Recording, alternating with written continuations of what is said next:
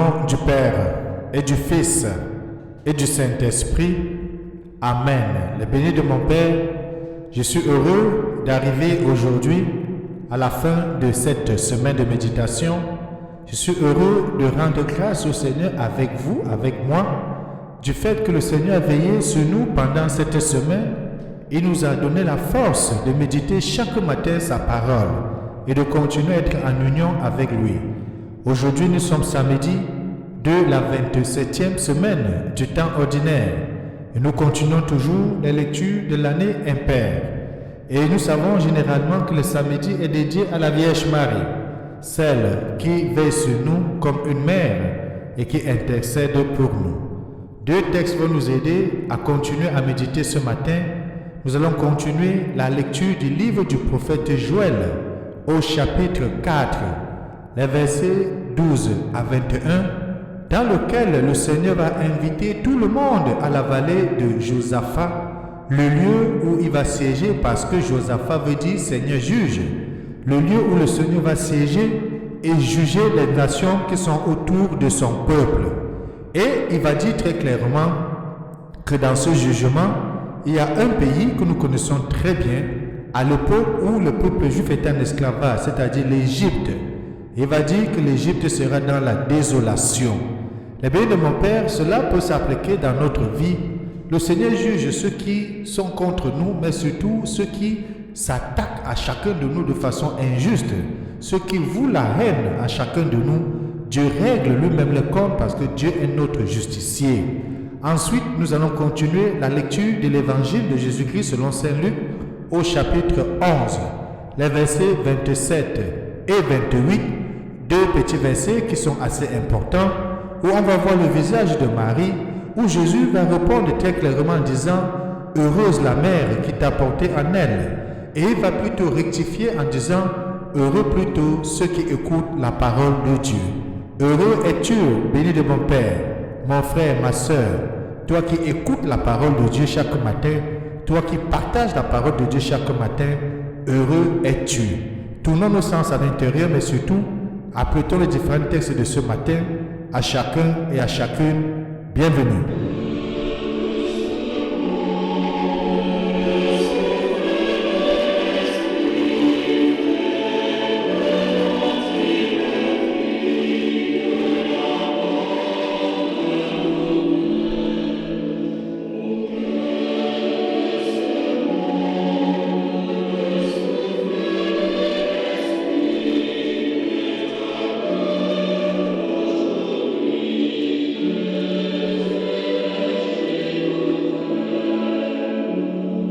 Prions.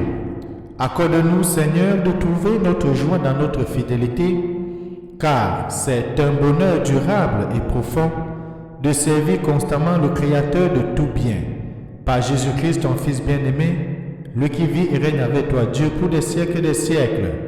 Amen. Que chacun ouvre sa Bible au texte de Joël, de lire dans le chapitre 4, les versets 12 à 21. Ensuite, nous allons méditer Luc 11, 27 et 28. Bonne méditation. Le Seigneur est roi, le Très-Haut sur toute la terre. Le Seigneur est roi, exulte la terre. Joie pour les îles sans nombre. Ténèbres et nuées l'entourent. Justice et droit sont l'appui de son trône. Quand ses éclairs illuminèrent le monde, la terre le vit et s'affola. Les montagnes fondaient comme cire devant le Seigneur, devant le Maître de toute la terre.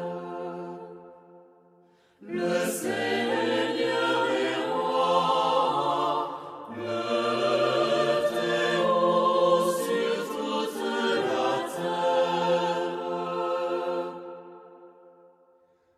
Les cieux ont proclamé sa justice, et tous les peuples ont vu sa gloire.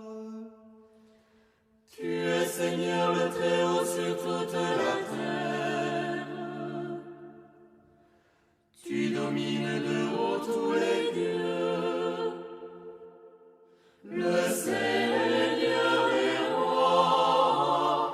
Le Très-Haut sur toute la terre. Alléluia,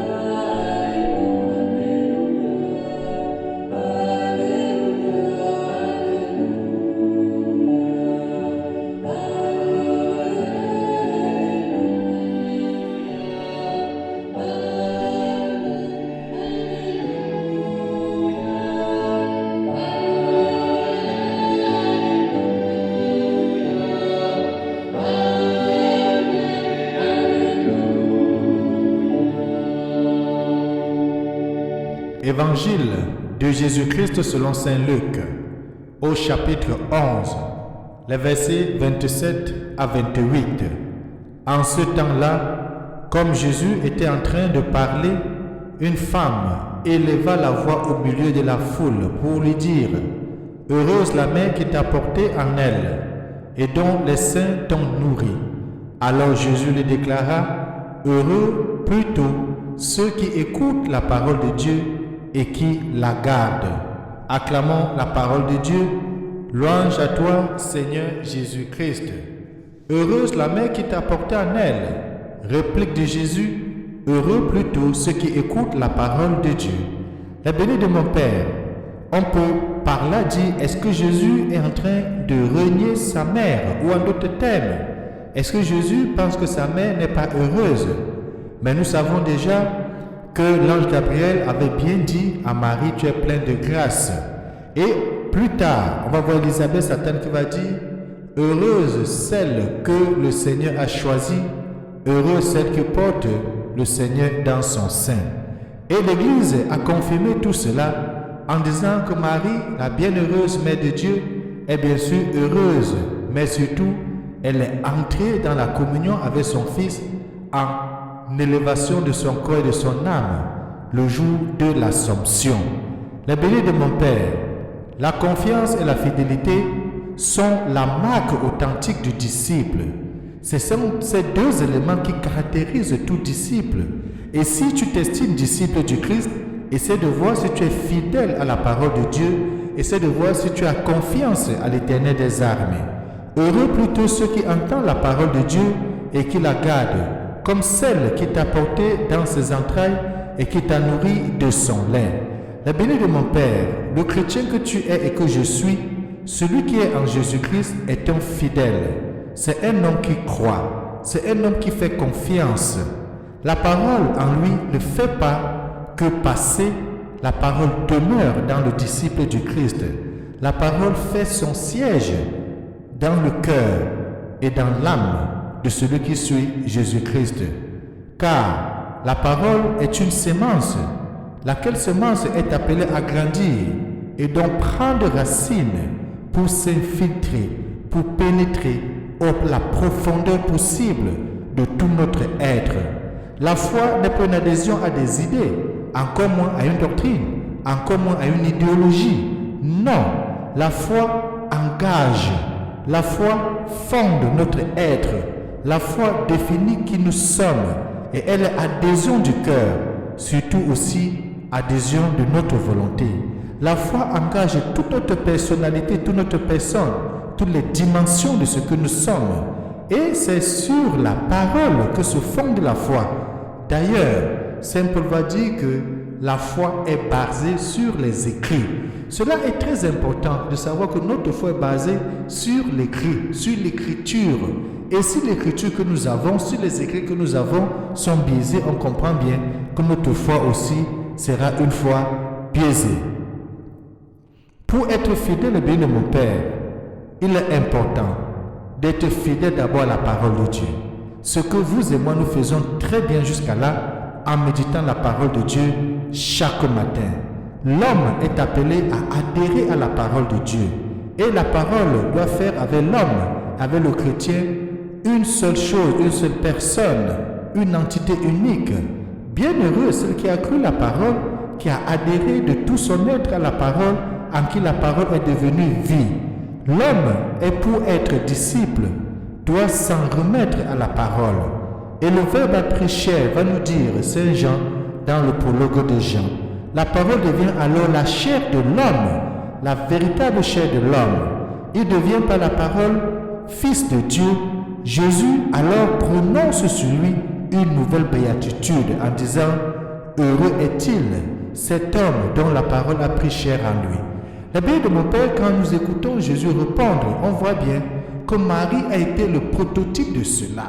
Marie a été celle qui a non seulement écouté la parole de Dieu dès le commencement, dès l'annonce faite par Gabriel, lorsque l'ange Gabriel lui dit que tu es bénie entre toutes les femmes, mais surtout qu'elle va dire que Dieu t'a choisi pour que tu portes à son sein sa parole, c'est-à-dire le Christ, le Verbe vivant. Marie est celle qui va donc écouter cette parole et qu'est-ce qu'elle va dire? Que tout me fasse selon ta parole. Et tout s'est passé selon la parole justement. Et Marie est également celle qui a gardé dans son cœur la parole de Dieu. Qu'est-ce que le texte de Luc nous dit? Le texte nous dit que Marie méditait tout cela dans son cœur. Marie gardait tout cela dans son cœur. In pectore, comme on dit, dans sa poitrine, au fond d'elle. Marie gardait cela. Elle méditait cela. Elle n'est pas allée dans les rues, dans les carrefours, crier à tout vent, chanter à tout vent. Non, elle est restée confiante, en méditation, en contemplation. Elle est restée en prière. Et c'est cela qui a fait d'elle la bienheureuse que nous avons aujourd'hui. La bien de mon Père, que l'exemple de Marie nous aide, chacun et chacune de nous. Que nous soyons des personnes qui écoutent la parole de Dieu. Que nous soyons des personnes qui marchent selon la parole de Dieu. Que nous soyons des personnes qui gardent la parole de Dieu au fond d'eux, mais surtout qui la mettent en application dans leur vie de tous les jours. Et que Dieu Tout-Puissant nous bénisse aujourd'hui, surtout qu'il nous donne la grâce.